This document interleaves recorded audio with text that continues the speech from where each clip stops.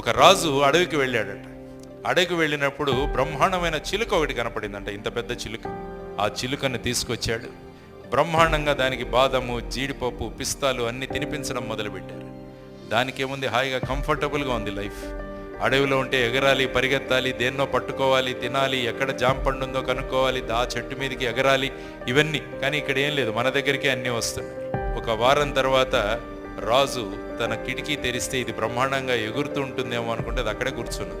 అడవిలో బ్రహ్మాండంగా ఎగిరింది, ఇక్కడేంటి ఇలా కూర్చుందని చెప్పేసి చాలా బాధపడి ఒక ప్రకటన వేయిస్తాడు.